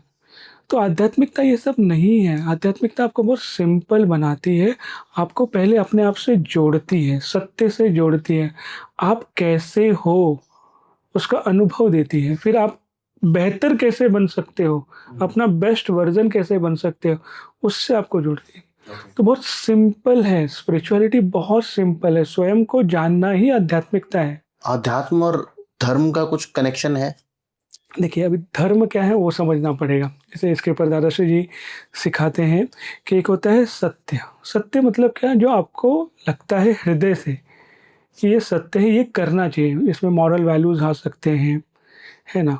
कुछ अच्छी बातें आ सकते हैं, अच्छा करना हो सकता है ना? अच्छी बातें बोलो, किसी की सेवा करो या आपकी जो ड्यूटी है ना? वो फुलफ़िल करना। तो ये सब चीज़ें सत्य हैं। इसका पालन करना, है ना? इसको इम्प्लीमेंट करना, ये धर्म हो गया। इसका पालन करना धर्म हो गया ना, राइट एक्शन जिसको बोलते हैं, जो आप कह रहे हो, आपकी कथनी और आपकी वही करनी बन रही है, मतलब आपने धर्म का पालन किया है। आप अच्छा बोल रहे हो और आप अच्छा कर भी रहे हो। तो ये हो गया आपकी धर्म। और सिंपल अगर मैं समझूँ, जो हम समझने का प्रयास भी कर रहे हैं, एक शिक्षक है, तो शिक्षक का धर्म क्या होता है कि जो स्टूडेंट है उनको अच्छा एजुकेशन दे, सही एजुकेशन दे, है ना? उनको शिक्षित करे। माता-पिता का धर्म क्या है कि अपने बच्चों को अच्छे संस्कार दे। अच्छी अपब्रिंगिंग। बिल्कुल अच्छी अपब्रिंगिंग आप देखें। पुलिस का धर्म क्या है कि जो सुरक्षा सही तरह से सिस्टम को बनाए। बनाए रखें। मंत्री का धर्म क्या है? तो अपना राजपाट अच्छे से चलाए, सुख सुविधा जो प्रजा को चाहिए वो दे। तो धर्म ये है। तो सत्य का पालन करना, जो सही है उसका पालन करना, धर्म, वो धर्म है। ड्यूटी एक तरीके से बोली जा सकती है। एग्जैक्टली वो है।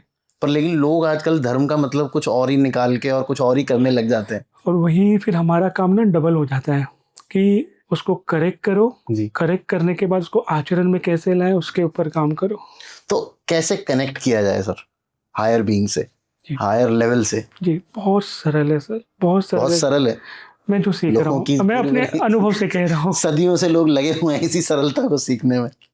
हमने ना परमेश्वर को इतना दूर कर दिया है, इतना दूर कर दिया है कि मतलब वो कोई तो ऊपर बैठा हुआ है 4 हाथ वाले, हालाँकि है उनके 4 हाथ, ऐसा नहीं है। मतलब बस ऐसे उनको देखना, ये अर्जुन ने कैसे पाया? सखा बोला, पा लिया, है ना? मित्र बनाएँगे ना जब मित्र, मैंने कैसे पाया? बस वो बस बैठा, आँखों में आँसू लेके मुझे मिल गए। तो जिन्हें विश्वास है या नहीं है, सिर्फ़ आँखें बंद करके हृदय से एक बार केवल बोलते हैं ना, एक ऑनेस्ट अटेम्प्ट हम्म। कि मुझे अनुभव करना है सत्य को, है ना? मुझे सत्य को अनुभव करना है। तो इस सृष्टि के जो भी रचयिता हैं, इस सृष्टि को जो भी चलाते हैं, जिनको मैं अनुभव नहीं भी कर रहा हूँ, लेकिन वो सत्य है तो मेरी सहायता करें। तो एक ऑनेस्ट अटेम्प्ट चाहिए कि मैं कुछ अच्छा करना चाहता हूँ, मैं सीखना चाहता हूँ, मैं आगे बढ़ना चाहता हूँ, मेरी सहायता करें। ये प्रार्थना अगर आप हृदय से करते हो, सृष्टि कहिए, परमेश्वर कहिए, वो सहायता देते हैं, वो सुनते हैं और आपको हेल्प मिलेगा ही मिलेगा। आप बिलीव करते हैं कि कोई ऊपर बैठा है? मुझे ऊपर कौन बैठा है पता नहीं, लेकिन मेरे साथ नीचे तो कौन बैठे हैं। बैठा है जी आपके बिल्कुल, साथ? मेरे साथ बैठे हैं, मुझे इतना पता है। अच्छा।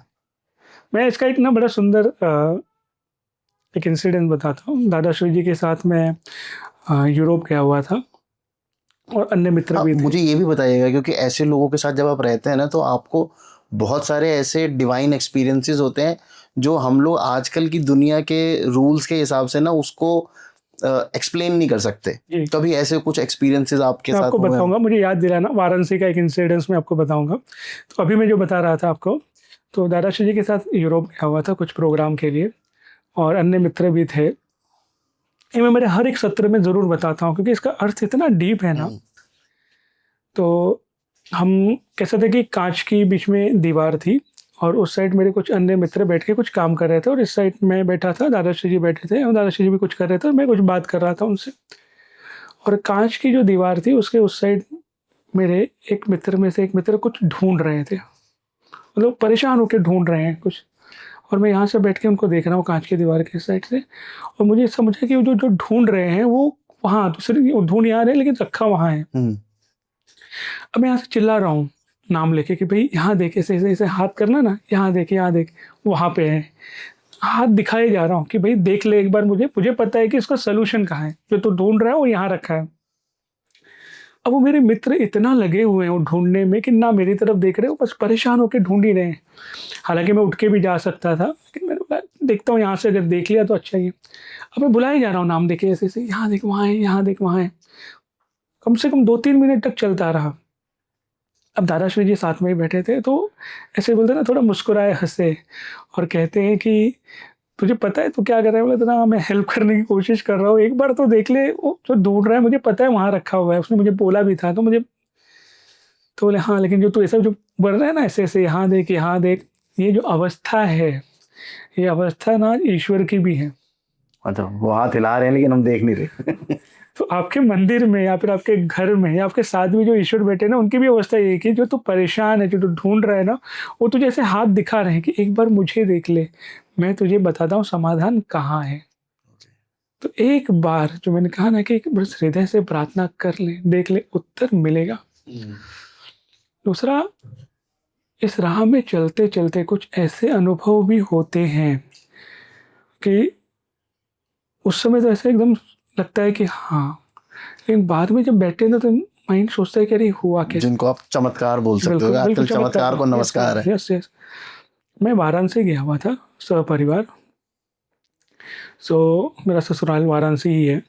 तो शाम के समय ऐसा लगा कि गंगा तट पे जाएँ, बहुत सुंदर आरती होती है, तो आरती अटेंड किया जाए। तो परिवार के सदस्य अन्य काम में बिज़ी थे, तो मैं सोचा अकेले ही निकलता हूँ। तो निकला, तो घाट से कुछ 1 डेढ़ किलोमीटर पहले ही गाड़ी नहीं जाती, फिर उसके आगे चल के ही जाना होता है।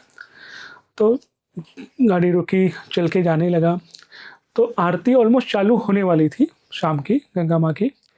तो मुझे ऐसे एक गली दिखी, मैं सोचा कि जाके थोड़ा चाय पी लूँ, चाय पी के फिर चलता हूँ। थोड़ा ठंडी का भी समय था।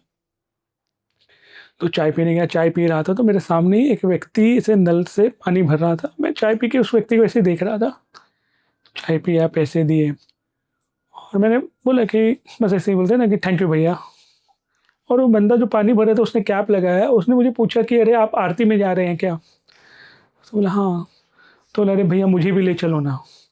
वो व्यक्ति मतलब मुझे लगता है एक 50-55 का होगा। मैंने बोला मुझे भी, मैंने ऐसे पूछा मुझे भी ले चलो, मतलब सामने ही तो है, चल के ही तो जाना है, बस मुझे लगता है 400-500 मीटर की दूरी पे था, तो सामने ही है। तो बोले हाँ, हाँ भैया, लेकिन मैं नेत्रहीन हूँ, तो मुझे नहीं समझ में आया, मेरा हाथ पकड़ कर लेके चलिए, मैं चल लूँगा खुद। तो मैंने ऐसे सोचा नहीं, मतलब क्योंकि पानी तो बराबर उसने भरा कैप में। तो जो चाय वाला था उसने बोला नहीं भैया वो नेत्रहीन है, भले आपको लग रहा होगा नहीं, लेकिन नेत्रहीन है, आप ले जाइए, ठीक है। मैंने हाथ पकड़ा और चलते गया।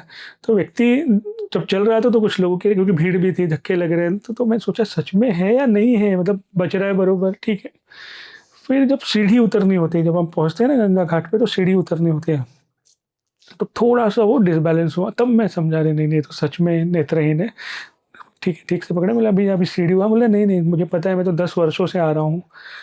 तो मतलब हर हफ्ते मैं आता हूँ। सीढ़ी है, मैं समझा नहीं, आप थोड़ा पास में थे। बोला ठीक, ठीक। तो उतरा, सीढ़ी उतरा और जैसे ही उतरा तब ना आरती ऑलमोस्ट थोड़ा बीच के, उसके बाद शिव तांडव स्तोत्रम शुरू हुआ। जब मैं पहुँचा ना तो शिव जी का जो शिव तांडव स्तोत्रम है वो शुरू हुआ और जैसे ही वो शुरू हुआ, ये बंदे ने मेरा हाथ छोड़ा और जो नृत्य करने लगा, मैं 2 मिनट शॉक हो गया कि भैया इस है तो सच में नेत्रहीन ही थे।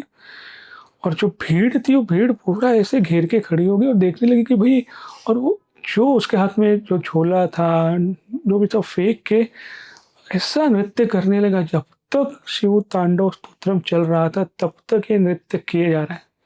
पसीना-पसीना हो रहा है, गिर रहा है, उठ रहा है और डांस कर रहा है। लगभग 5-6 मिनट तक चला ये।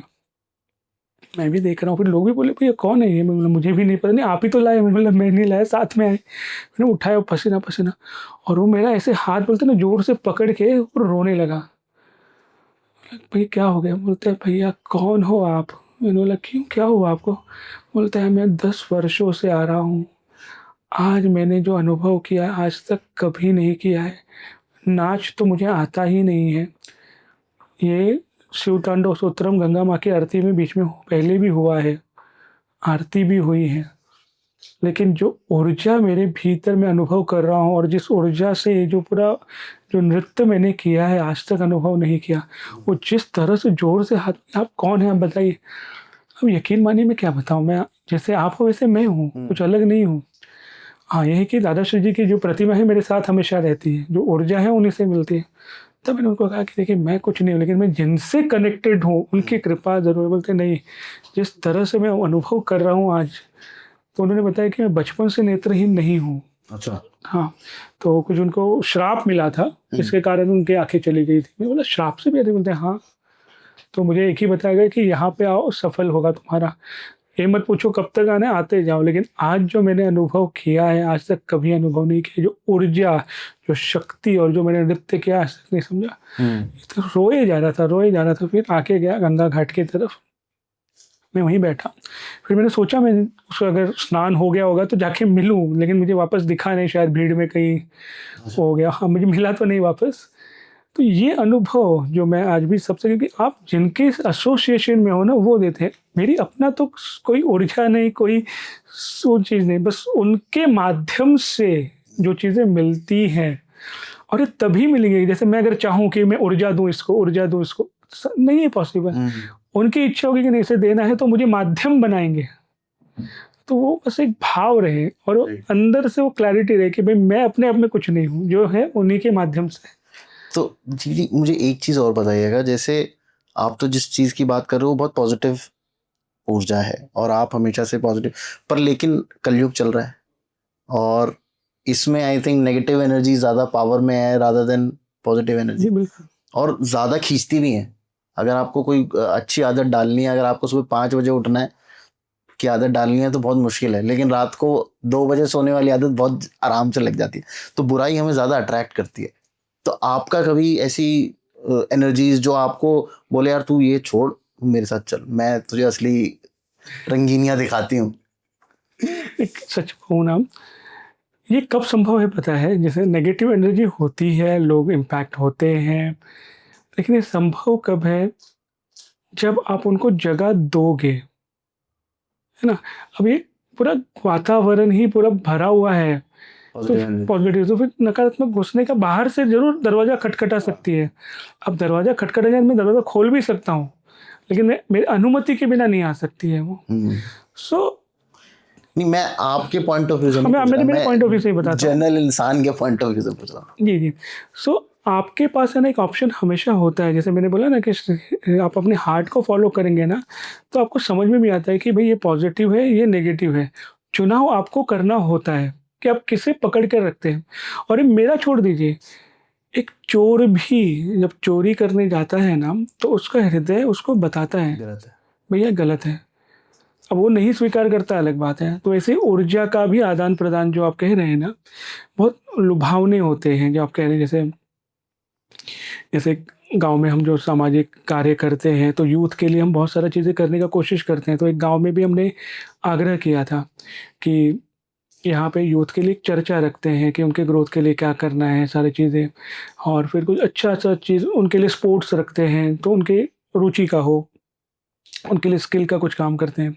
तो आप चर्चा के लिए बुलाइए। तो फिर कहा गया कि सर चर्चा के लिए यूथ को बुलाना है, ऐसे नहीं आएँगे, थोड़ा कुछ रखना पड़ेगा। बोला क्या रखना है? बोला ठीक है, कुछ शरबत रखते हैं या फिर भोजन ही रख देते हैं। बोले सर वो सब भी नहीं चाहिए, कुछ पार्टी-शार्टी चाहिए। अब मैं बोला पार्टी-शार्टी मतलब क्या चाहिए? वो तो शराब चाहिए। बोला कैसे संभव है? मैं क्या बात करने आ रहा हूँ, क्या देने आ रहा हूँ? बोले शराब पिलाओ। हाँ, मतलब आप शराब कह रहे हो, वो तो संभव नहीं है चीज़ें। तो ये जो आप कह रहे हैं ना, ये नकारात्मक कार्य के साथ। तो वैसे ऊर्जा का भी आप जो कह रहे हो, ऐसे बहुत से लोग आए भी हैं, जिन्होंने कहा भी है कि भई अमावस्या की रात को ऐसा अनुभव होता है, ये हुआ है, वो हुआ है। मैंने उनको एक ही चीज़ समझाया, ये हो रहा है तो कहीं न कहीं आपकी अपनी रुचि है, कहीं न कहीं आपकी अपनी सहमति है और कहीं न कहीं आपने अपने आप को बोलते हैं ना डाउन भी कर दिया ऊर्जा के हिसाब से। अगर आप चाहते हो ये कंटिन्यू हो, तो आप कर सकते हो, लेकिन अगर आप चाहते हो कि नहीं हो, तो स्टेप्स लेने पड़ेंगे। आपको उतना सक्षम आप हो, सिर्फ़ स्वीकार करना पड़ेगा कि भई मुझे नकारात्मक ऊर्जा नहीं चाहिए। तो जो भी आ रही है ऊर्जा, आप उसको कहें सीधा कि भैया मेरी तरफ से आपको कुछ नहीं मिलेगा, आप यहाँ जाएँ। या आगे जाएं, ईश्वर की शरण में आए। जैसे ही आप ये कहते हो वो समझ जाता है कि भैया इंटरेस्टेड नहीं है।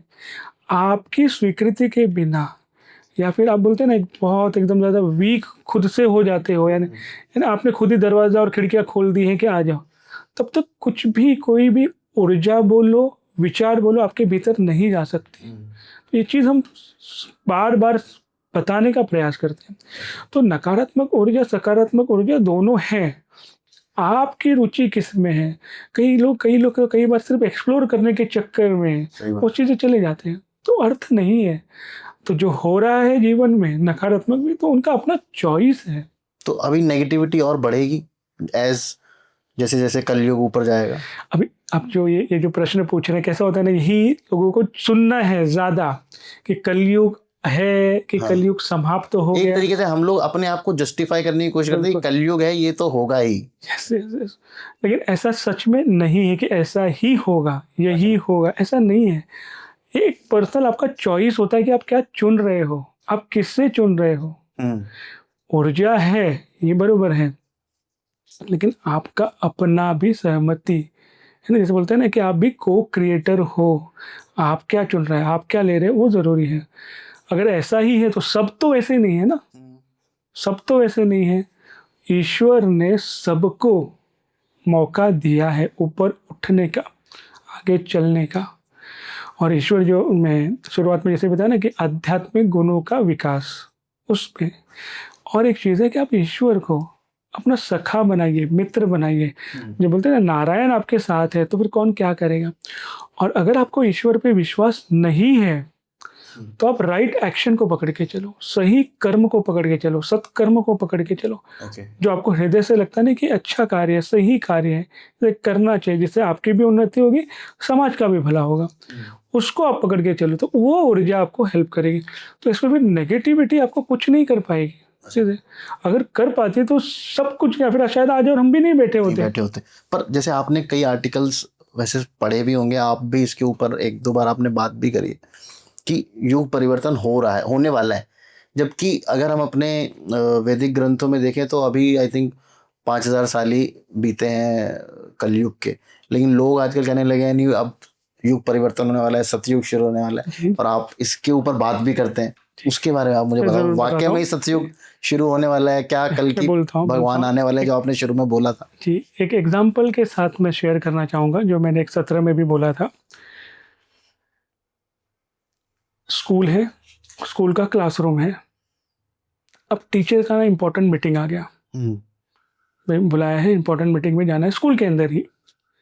तो टीचर ने मॉनिटर को एम्पावर किया कि भाई 2 घंटा मेरी मीटिंग चलेगी, तब तक आप क्लास को संभालिए। टीचर मीटिंग में गई। अब मॉनिटर का एक मर्यादा है, ये बच्चों को भी पता है। मॉनिटर हाथ नहीं लगा सकता, एक्शन नहीं ले सकता, ज़्यादा ज़्यादा बोर्ड पे नाम लिख देगा, टीचर आएगी तो नाम बोल दूंगा, और वो भी बाद में हम इसकी क्लास लेंगे फिर। वो अलग बात है। अब 2 बच्चों ने, पूरा क्लासरूम शांत है, 2 बच्चों ने थोड़ा आवाज़ करना शुरू किया। अब मॉनिटर बोला भाई चुप बैठो, बताएंगे, टीचर को नाम बोल देंगे। उसने बोर्ड पे नाम लिख दिया। तो दूसरे बच्चों ने देखा कि अरे कुछ नहीं, अच्छा सिर्फ इतना ही कर सकता है, तो 4 बच्चों ने आवाज़ करना शुरू कर दिया। 10 बच्चों ने आवाज़ शुरू कर दिया, आधी क्लास आवाज़ करना शुरू कर दी।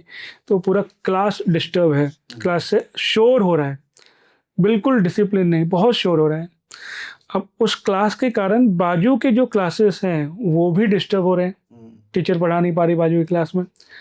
अब मॉनिटर क्या करे, मॉनिटर के हाथ में कुछ नहीं है। अब मॉनिटर टीचर को जाके बोलता है कि मैम क्लास में बहुत ज़्यादा डिस्टर्बेंस है और पूरे स्कूल में भी डिस्टर्बेंस है। अब क्योंकि टीचर ने बोला है कि मैं 2 घंटे बाद आऊँगी, बराबर, तो टीचर क्या फॉलो करेंगे, नहीं मैंने तो बोल दिया 2 घंटे बाद आऊँगी। हाँ, ऐसा होगा क्या? नहीं वो देखेगी भाई ज़्यादा बवाल हो गया तो मुझे जाना मुझे अभी जाना पड़ेगा ना, मैं अभी जाऊँ, पहले क्लास को मैं बैलेंस करूँ। हाँ। तो ईश्वर को कब करना है, क्या करना है, ईश्वर को पता है। ईश्वर लिखित में कि अरे भाई नहीं, वैसे तो टाइमलाइन सेट नहीं करना। हाँ भाई भाई आपने लिख दिया 5000 वर्ष, तो फिर मैं तो अब नहीं आ सकता हूँ भाई। भक्त की पुकार, समय की मांग, ईश्वर आते हैं, बैलेंस करते हैं और करते ही करते हैं। उसको आप सतयुग बोलिए, दैविक युग बोलिए, अब जो भी संगम युग बोलिए। संगम युग बोलिए, ईश्वर को पता है कि मुझे क्या करना है, कब करना है। ईश्वर लिखित पे नहीं आधारित है कि भाई अच्छा लिखा ऐसा है तो मैं ऐसे ही करूँगा। तो क्यों नहीं आए होंगे? ये चेंज हम कब एक्सपेक्ट कर सकते हैं, कितने साल में हम लोग, क्योंकि आप तो डिवाइन से जी कनेक्टेड हैं, बिल्कुल, बिल्कुल। कब एक्सपेक्ट कर सकते मैं हैं? सत्य कहूँ तो ये चल ही रहा है, कब एक्सपेक्ट कर रहे हैं ये आप छोड़ दीजिए। अच्छा। आज अभी आप और मैं, ये जो समय है ना इसको ही बोलते हैं कि ये परिवर्तन का समय है। जिस तरह से सारी चीज़ें चल रही हैं ना, समय एक ही चीज़ बोल रही है हमें, समय की माँग ही यही बोल रही है कि भाई सुधर जाओ। आपके और हमारे लिए एक ही मैसेज है कि भाई सुधर जाओ, अच्छे व्यक्ति बनो। और उसके लिए ईश्वर अपना पूरा सहायता दे रही है। ये समय जैसा भी चल रहा है लेकिन ग्रोथ के लिए भी अच्छा समय है, उन्नति के लिए भी अच्छा समय है। एक ग्रोथ स्पिरिचुअली की बात कर रहे दोनों हैं? दोनों देखिए, आध्यात्मिक उन्नति और प्रैक्टिकल ग्रोथ में भिन्नता नहीं है। जैसे मैंने बोला ना, सिंपल ही चीज़ है। प्रोफेशनल लाइफ में भी आप अच्छा कर रहे हैं, अपने अपने धर्म का पालन कर रहे हैं, मतलब वो आध्यात्मिक उन्नति ही हुई है। तो मैं ओवरऑल सारे ग्रोथ की बात कर रहा हूँ। तो ईश्वर धरती पे है, उनके स्वरूप को आप कैसे, मैं बता दूं यही ईश्वर है। जैसे श्री कृष्ण जी ने भी विश्व रूप लिया, कितने लोगों ने बोला अरे हाँ अरे तो भगवान है, छोड़ दो भाई, लड़ाई नहीं करते। उसके बाद भी लड़ाई हुई। हुई। तो वो दृष्टि चाहिए उनको पहचाने की। तो अगर मैं कह दूं कि भाई है, यहाँ पे है, ये है, आपकी अगर दृष्टि नहीं है तो आप अच्छा अच्छी होंगे, ठीक है। तो वो दृष्टि, लेकिन वो दृष्टि से ज़्यादा महत्वपूर्ण है अनुभव। तो ईश्वर का संदेश क्या है वो लेके चलते हैं। कोई ईश्वर है या नहीं है वो चर्चा में कोई अर्थ नहीं है, है ना। जैसे भगवान बुद्ध का जो अंतिम समय था, एकदम अंतिम समय, तो एक उनके डिवोटी आए, उन्होंने बोला मुझे एक प्रश्न पूछना है। तो शिष्यों ने कहा कि आप देख रहे हैं उनकी अवस्था क्या है और अंतिम समय है, आप क्यों प्रश्न पूछेंगे, आप बैठिए और अनुभव कीजिए। लेकिन भगवान बुद्ध ने सुना कि कोई कुछ पूछना चाहता है, तो उनका प्रेम, अरे नहीं उन्हें आने दो। अब भगवान ने कह दिया तो बेचारे शिष्य भी कैसे मना करें। तो बुद्ध के सामने वो व्यक्ति बैठे, उन्होंने अपनी पुस्तक खोली और नाम लेने लगे अलग अलग लोगों का, ये। तो उन्होंने बोला कि ये लोगों ने क्या बोधित्व को प्राप्त किया था क्या, जिस तरह से आप बोधित्व को प्राप्त किया वैसे इन्होंने भी किया था क्या। तो भगवान बुद्ध ने कहा कि मैं इसका उत्तर दे सकता हूँ, लेकिन मैं एक मौका देता हूँ कि उत्तर केवल आपको जानना है या फिर आपको बोधित्व प्राप्त करना है, एक्सपीरियंस करना उसका। एग्जैक्टली तो मैं उत्तर दे दूँ हाँ या ना, उससे आपको क्या मिलेगा। तो वैसे ही ईश्वर है नहीं है, आए हैं नहीं है, उससे क्या, आप अनुभव करिए ना। तो मैं आपको भी वही कहूँगा कि आप अनुभव पे जाइए, आप प्रार्थना करें। जैसे मैंने तो मेरे जीवन में मुझे वो प्रार्थना निकल गई कि अगर आप आए हैं तो मुझे सेवा का मौका दें। तो वैसे आप भी अनुभव पे जाइए कि जो भी समय चल रहा है कंट्रोल तो उन्हीं का ही है, चाहे सतयुग हो, द्वापर हो, कलयुग हो, संगम युग हो, कंट्रोल ईश्वर का ही होता है। हम एज ए इंडिविजुअल उनसे कैसे जुड़े, सत्य को अनुभव करें और अपने आचरण में लाएं। एटलीस्ट मैं तो सत्य के साथ रहूं, मैं तो धर्म के साथ रहूं, है ना। ईश्वर को मानो या ना मानो दूसरी बात है, लेकिन सत्य के साथ रहूं, धर्म के साथ रहूं, ये तो दो काम हर कोई कर सकता है। उसके लिए तो कुछ तो करें। तो वो अगर आप और मैं हम समझ जाए, ऐसे हर कोई समझने लगे, तो इससे अच्छा समय कौन सा होगा। तो सर क्या कल की अवतार होगा इस युग में, चाहे 5000 साल ही बीते हैं, लेकिन क्या होगा? और क्योंकि आपने एक बुक है भविष्य मालिका करके, उसमें बहुत क्लियरली बताया गया है, भविष्यवाणियां की गई हैं जिसमें से काफी कुछ सही भी हो गई हैं। उसमें 2032 एक साल बताया है कि भाई इसके बाद से युग परिवर्तन पक्का है। जी तो मैंने आपको पहले ही भी बता दिया, उसका उत्तर तो दे दिया। एक समझे कि कल की ना एक तत्व है। अच्छा, मतलब ऐसा नहीं कि कोई एक इंसान आएगा और वो तो हमारा सब कुछ ठीक तत्व कर देगा। है, बिल्कुल ये तत्व है और इसके ऊपर एक बड़ी चर्चा लगेगी हर एक तरीके से, जो शायद कभी और हम करेंगे। सिर्फ इतना आज मैं बता के जाऊंगा, कल के एक तत्व है। अच्छा, आप अनुभव करें, जिनको अनुभव करना है उनको अनुभव मिलेगा। अच्छा जी, कैसे करें वो? बस एक ऑनेस्ट प्रेयर, एक अटेम्प्ट, एक इच्छा, ऑनेस्ट इच्छा बस कि मुझे करना है अनुभव। और अनुभव के पीछे का उद्देश्य कि आप क्यों अनुभव करना चाहते हैं, और आप देखिए ना कैसे होता है। अच्छा, तो सब मुझे बिफोर वी एंड, मुझे थोड़ा सा आप अपनी ऑर्गेनाइजेशन जो है, ऑर्गेनाइजेशन कहना तो गलत होगा, जो भी आपका एक समूह है उसके बारे में थोड़ा बताइए। और एक आपने मुझे बताया था ग्लोबल मैत्री जो आपका फेस्टिवल चल रहा है वो कितना इम्पोर्टेंट है कि और लोगों को उसमें क्यों जुड़ना चाहिए, उनको क्या मिलने वाला है वहाँ से? जी बिल्कुल। सो मैत्री बोध परिवार 2013 में मैत्री दादाश्री जी ने स्थापना की इसकी, एक सोशियो स्पिरिचुअल ऑर्गेनाइजेशन। ओके। तो इसमें बहुत सारे आध्यात्मिक कार्य होते हैं आपकी हमारी उन्नति के लिए। तो एक बोध सीरीज़ है ना, सेल्फ रियलाइजेशन जैसे बोलते हैं, तो बोध सीरीज़ जिसकी शुरुआत ही होती है अवेयरनेस से, है ना, जागरूकता से। और ये अंत हो जो होता है अभी के लिए, वैसे तो उसके 7 स्टेप्स हैं, लेकिन जो इसका अभी तक समय की मांग के हिसाब से 5वें स्टेप तक ही हम लोगों को लेके जाते हैं। तो जहाँ पे शक्ति धारणा, एम्पावर द सेल्फ, तो जागृति से, आत्म जागृति से एम्पावर द सेल्फ तक लेकर जाते हैं, जिसमें एक बहुत ही विशेष प्रक्रिया मैत्री शक्ति प्रवाह। ओके। जो हम ट्रांसफॉर्मेशन की बात कर रहे हैं, तो मैंने आपसे बात की, लोगों से बात की, वो एक ज्ञान के तौर पर लोगों तक पहुंचा। लेकिन ट्रांसफॉर्मेशन यानी आपका जो सत्य स्वरूप है या फिर जो मानवीय चैतन्य है ना, ह्यूमन कॉन्शियसनेस, वो दैविक चैतन्य को कैसे अनुभव करें, क्योंकि वो खुद है। तो ये जो ट्रांसफॉर्मेशन की जर्नी है, इसको अनुभव करने के लिए आप ही के भीतर बहुत सारे लेयर्स बन जाते हैं, फॉल्स लेयर्स, बचपन से लेके अभी तक, जिसमें आप अपने सत्य स्वरूप से दूर हो जाते हो। तो ज्ञान के तौर पे तो आपको हमने अवेयरनेस दे दिया, लेकिन वो लेयर्स को निकालने के लिए प्रोसेसेस होते हैं, जिसमें एक मैत्री शक्ति प्रवाह, है ना, डिवाइन एनर्जी ट्रांसफ़र जो हम करते हैं। तो आपके भीतर जो आपका होता है ना कि मन से भी परे, आपके इमोशन से भी परे जाके वो काम करता है, उस लेयर को दूर करता है, ब्लॉक को दूर करता है, ताकि आप अपने सत्य स्वरूप को अनुभव करो। ओके। तो मेटा अवेयरनेस है ना, वो लेवल को आप अनुभव करते हैं, यानी आप डिसीजन लेने की जो आपकी क्षमता है वो बढ़ जाती है। और जो मैं कह रहा हूँ ये साइंटिफिकली प्रूव है, इसका रिसर्च थीसिस पेपर अवेलेबल है, मतलब प्रॉपर बाकायदा डॉक्टर ने इसके ऊपर रिसर्च किया है कि ये सच में कैसे होता है। और मेटा अवेयरनेस बढ़ना, है ना, तो वो सारी चीज़ों के ऊपर रिसर्च और लोग अनुभव कर रहे हैं। तो ये हमारा जो बौद्ध का जो जो स्पिरिचुअल डिस्कोर्स है, साथ ही साथ और भी आयाम हैं इसके। लेकिन जो दादाश्री जी संदेश देते हैं, जो मैसेज देते हैं, जो हमें बताते हैं, उसका मूर्त स्वरूप जो है वो हमारा सोशल वेलफेयर एक्टिविटी है। इसमें मुख्यतः मैत्री आदर्श ग्राम, हमने 60-70 गाँव में इतना काम किया है वहाँ के वेलफेयर के लिए। वहाँ पे हमने चेक डैम बनवाए हैं ताकि 12 महीने उनको पानी मिले। फिर अभी हमारा जयपुर फुट कैंप है, जिनके हाथ नहीं है, पैर नहीं है, तो उनको पैर बना के देना, हाथ बना के देना फ्री ऑफ कॉस्ट में, आँखों का ऑपरेशन।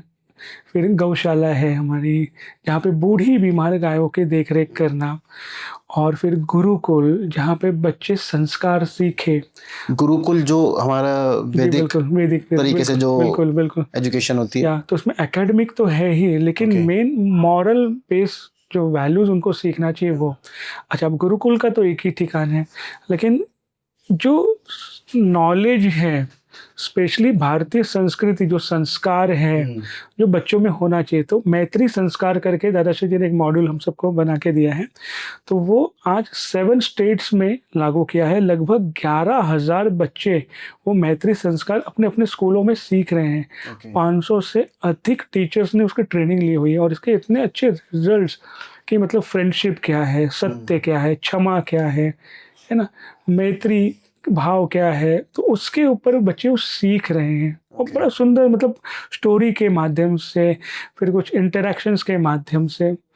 तो ये सारी चीज़ें अपने मैत्रीबोध परिवार करें। फिर इसमें यूथ का एक बड़ा टीम है, तो कॉलेजेस में सेशंस लेना, यूनिवर्सिटीज़ में सेशन लेना, तो know to grow, empower yourself, तो ऐसे सेशन जो यूथ को आगे ले जाए। कॉर्पोरेट सेक्टर्स में हमारे सेशंस होते हैं, क्योंकि कैसा है ना कि जिनको जो लैंग्वेज समझे, और हमारा एक ही उद्देश्य कि भाई आप अपने आप को जानो, सत्य को जानो, या फिर अपने ईश्वर से एक हो जाओ।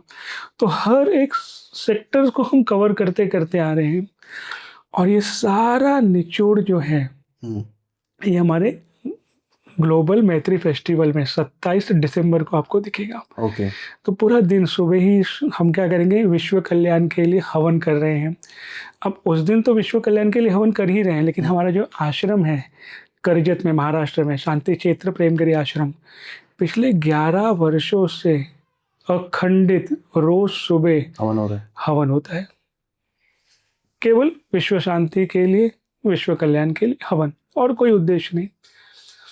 तो उस दिन बड़ा एक हवन विश्व कल्याण के लिए, फिर जितनी भी चीज़ें आपको बताएं कि सामाजिक कार्य हमने किया है उसका एक प्रेजेंटेशन, ताकि लोगों को प्रेरणा मिले, आगे बढ़े। और दादाश्री जी ने हमको यही सिखाया है कि हमें कंपटीशन नहीं चाहिए, हमें जो आता है आप ले लीजिए और ग्रो कीजिए। तो कंट्रीब्यूशन सिखाया है, तो उसका एक प्रेजेंटेशन है। साथ ही साथ अपनी जो भारतीय संस्कृति है जो लोगों को जोड़ती है ना, एक विश्व एक परिवार की जो बात करते हैं, एक सत्य की जो बात करते हैं, तो उसके ऊपर बहुत सारे अच्छे अच्छे प्रोग्राम्स हैं। फिर उसके बाद एनवायरनमेंट के ऊपर उस दिन हमारा एक प्रेजेंटेशन है। फिर यूथ कैसे क्या काम कर रहा है उसका एक प्रेजेंटेशन है। और आने वाले साल के लिए 2026 के लिए हम कैसे प्रिपेयर्ड हों, तैयार हों, है ना, अपनी आत्म उन्नति कहिए, आत्म जागृति कहिए, वो ऊर्जा मिले, वो समझ मिले, वो विज़न मिले। तो उसके लिए हमने दादाश्री जी को आग्रह किया है कि आप आए उस दिन और हमारा मार्गदर्शन करें। तो ये जो जितना भी आज भी हमने सब शेयर किया है, तो वो एक 27 दिसंबर का दिन है कि आप पूरे 12 महीने का चीज़ और आने वाले साल के लिए अपनी उन्नति, ग्रोथ कैसे करें, समझ कैसे बढ़े, तो आप 27 दिसंबर को मुंबई में घाटकोपर में आप आके अनुभव कर सकते हैं प्रत्यक्ष। और मैं सच में रिक्वेस्ट करूंगा कि मेरे बोलते ना एक आग्रह पे सिर्फ 2 घंटे का टाइम आप देकर देखें। एक ट्रांसफॉर्मेशन की गति में आप आगे ही बढ़ेंगे। और ये 27 दिसंबर को होने वाला है? जी, होने वाला है घाटकोपर में, मुंबई। अच्छा, एक आखिरी सवाल मैं आपसे जरूर पूछूंगा, ये क्योंकि ये मेरा अपना पर्सनल सवाल है। आजकल आपने देखा होगा आध्यात्मिक गुरुओं की एक लाइन सी लग गई है। जी जी। और मोस्टली जो हैं वो एक कमर्शियल पॉइंट ऑफ व्यू से काम कर रहे हैं। तो आपको और उन लोगों में क्या फ़र्क है, ये मेरी ऑडियंस ज़रूर जानना चाहिए। देखिए, फ़र्क की बात नहीं। अब आध्यात्मिक गुरु की जब आप कहते हैं ना, तो मैं रिस्पेक्ट ही दूंगा, क्योंकि गुरु वहाँ पे मेरा भी सर झुकता ही है, क्योंकि गुरु शब्द नाम में ही वो चीज़ है कि सर झुक के ही बात करूँगा, और कोई कंपैरिजन मैं नहीं कर सकता हूँ। दूसरी बात, आपके और हमारे लिए बहुत ज़रूरी है कि मैं किसी भी गुरु के पास किस भाव से जा रहा हूँ, क्या सीखने जा रहा हूँ। जैसा आपका बोलते हैं ना नीड होगा, रिक्वायरमेंट होगा, वैसा अपीयरेंस होगा। आध्यात्मिकता एक ऐसी चीज़ है, जो आध्यात्मिक गुरु होते हैं ना, जो मैं दादाश्री जी के सानिध्य में सीख भी रहा हूँ, और प्रार्थना भी यही रहती है कि ना हर किसी को, मैं नहीं कहूँगा कि यही आओ, हर किसी को उनके जीवन में ना सत्य मिले, और ऐसे गुरु मिले जो उनकी आध्यात्मिक उन्नति पे केवल फोकस करें। अब जब मैं कहता हूँ कि आध्यात्मिक उन्नति, मतलब ये नहीं कि आप गरीब बन जाओगे।